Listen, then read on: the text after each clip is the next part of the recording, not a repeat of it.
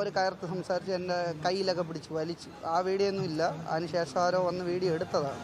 കയ്യിലൊക്കെ പിടിച്ച് വലിച്ച് വെളിയിലോട്ട് ഇറങ്ങാനൊക്കെ നിർബന്ധിച്ച് ഡോറൊക്കെ വലിച്ച് അവരാണ് തുറന്നിട്ടത്.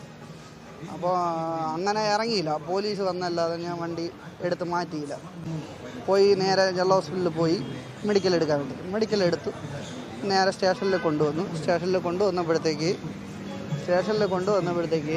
ഇവർ എന്നെ ആ സമയം തൊട്ട് ആ കസേര ഇരുത്തി അവിടെ ഒപ്പിടും ഇവിടെ ഒപ്പിടുമെന്ന് പറഞ്ഞ് അവിടെ എവിടെയൊക്കെ ഒപ്പിട്ട് കൊടുത്തു. പിന്നെ കേസെടുക്കുകയാണ്.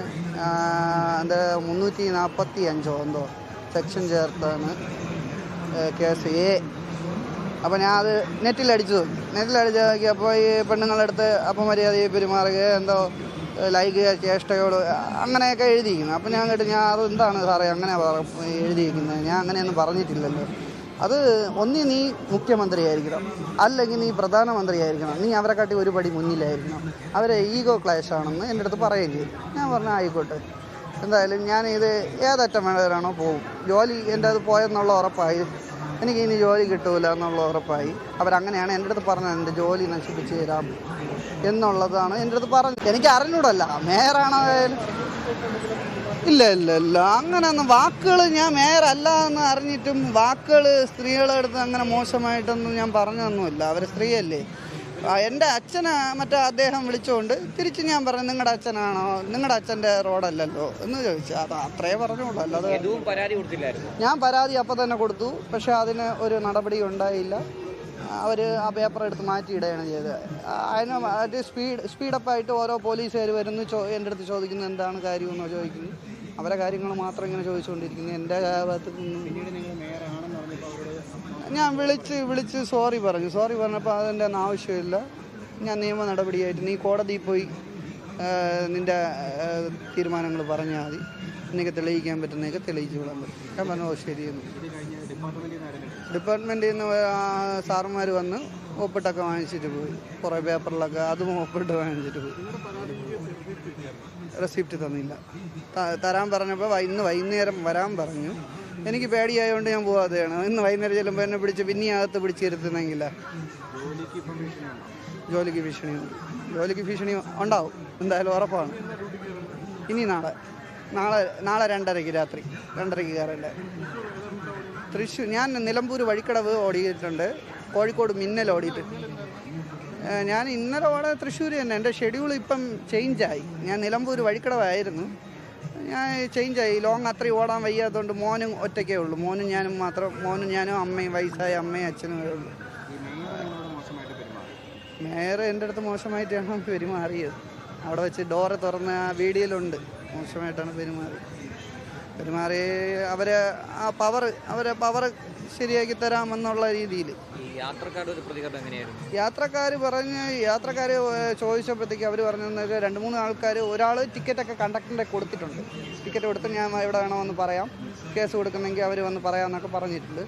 പിന്നെ ആ പയ്യൻ ഒരു യാത്രക്കാരൻ, ഷിഫ്റ്റിലെ ഡ്രൈവറോ കണ്ടക്ടറോ എന്തോ ആണ്, അവനെ കൊണ്ട് ഇവർ അടിക്കാൻ ചെല്ലുമ്പോൾ എല്ലാവരും കൂടെ ബസ്സിൻ്റെ അകത്ത് കയറി അവനെ കൊണ്ട് ഡിലീറ്റ് ചെയ്യിപ്പിച്ചു. ആ വീഡിയോ ഡിലീറ്റ് നിനക്ക് ഞാൻ ആരെന്ന് അറിഞ്ഞുകൂടാ, നീ അത് വെളിയിലോട്ട് വിട്ട് കഴിഞ്ഞാൽ നിനക്കുള്ള പണി ഞാൻ തരും എന്ന് മേയർ വെളിയിൽ നിന്ന് പറയുന്നുണ്ട്.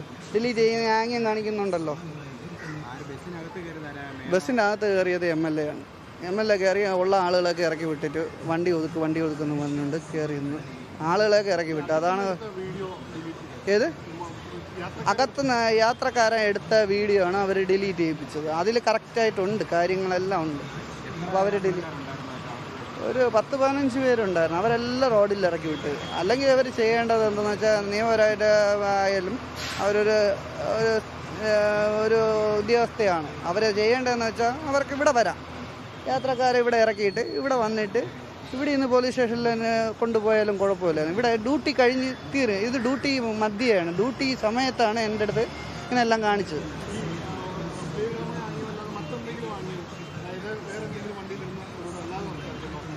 അശ്ലീലമായിട്ട് ആംഗ്യം കാണിച്ചിട്ടില്ലല്ലോ. പ്ലാമൂഡ് വെച്ച് ഞാനൊന്നും കാണിച്ചിട്ടില്ല. അവർ പറയുന്നതാണ്, അവർക്ക് ജയിക്കാൻ വേണ്ടിയിട്ട് പറയും. ഇല്ല, വണ്ടി പാളയത്ത് വെച്ചാണ് അവരെ നേരെയായിട്ട് സംസാരിക്കണതും കാണുന്നത് തന്നെയാണ്. അവരാരാണെന്ന് എന്താണെന്ന് അവർ പറയുമ്പോഴേ എനിക്കറിയാവുള്ളൂ. അല്ലാതെ അറിയത്തില്ല അവരാരാണെന്നുള്ളത്. അവരെ കണ്ടിട്ട് പോലും ഇല്ല. ഹസ്ബൻഡ് എന്ന് പറയുന്ന ആൾ MLA എന്ന് പറയുന്നത് ഞാൻ ഇതുവരെയും കണ്ടിട്ടില്ല. സത്യം പറയാം, ഞാൻ ഇതുവരെയും കണ്ടിട്ടേ ഇല്ല. എനിക്കറിയത്തില്ല. എന്താണെന്ന് വെച്ചാൽ ഞാൻ രാവിലെ ഈ വെട്ടം വീഴുന്നതിന് മുമ്പ് ഇവിടെ നിന്ന് പോകുന്നു. TV-യും പത്രവുമായിട്ട് യാതൊരു ബന്ധവുമില്ല. ഇപ്പം നിങ്ങളുടെ ഈ വാർത്ത എന്നെ മോൻ TV വെച്ചിട്ടാണ് പറയുന്നത്. സംഭവം മോനെ ഇപ്പോൾ ഇത് മോഡേണായിട്ടൊരു ഡ്രസ്സൊക്കെ ഇട്ട് ഒരു പെൺകുട്ടി വന്ന് പറയുന്നതെന്നാണ് എനിക്ക് തോന്നുന്നുള്ളൂ. മേയറാണെന്നുള്ളത് ആ ഒരു ആട്ടോക്കാരൻ വന്ന് നീ എന്താടാ പറയുന്നത്, ഇത് മേയറാണ്, അവർ എന്തെങ്കിലും പറഞ്ഞാലും നീ മിണ്ടാതെ കേട്ടോണ്ടിരിക്കണമായിരുന്നു, സോറി പറഞ്ഞാൽ മതി, തീരാന്നുള്ള പ്രശ്നമല്ലേ ഉള്ളൂ. ഞാൻ പറഞ്ഞ എൻ്റെ അച്ഛനെയാണ് വിളിച്ചത് കേട്ടോ, എൻ്റെ അച്ഛനെ അമ്മയൊക്കെയാണ് വീട്ടിലിരുന്നവരെയാണ് വിളിച്ചത്. ഞാൻ രാവിലെ ബുദ്ധിമുട്ടി കഷ്ടപ്പെട്ട് ഉറക്കവും കളഞ്ഞാണ് വണ്ടി ഓടുന്നത്. അപ്പോൾ ഇതേപോലെ ഒരു 5 വണ്ടിക്കാർ ഇതേപോലെ തടസ്സമായിട്ട് നിന്ന് എന്ത് ചെയ്യുന്നു അതാണ് ചെയ്തത്. ഞാനിപ്പോൾ എന്ത് ചെയ്യുന്നു, ഞാനിപ്പോൾ ഇവിടെ നിൽക്കുന്നു. അല്ല, പരാതി അത് റെസിപ്റ്റ് വാങ്ങണമെന്നുണ്ട്. പക്ഷേ എനിക്കൊരു പേടിയാണ് റെസിപ്റ്റ് അങ്ങോട്ട്.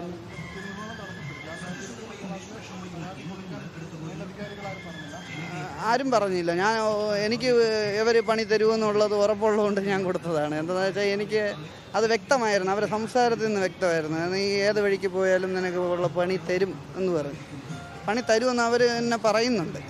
പറഞ്ഞ് ശരിയാക്കി തരാമെന്ന് പറഞ്ഞപ്പോഴത്തേക്ക് ഞാൻ വിചാരിച്ചു എൻ്റെ ജോലിയുടെ കാര്യത്തിൽ തീരുമാനമായി എന്ന് പറയും. ശരി.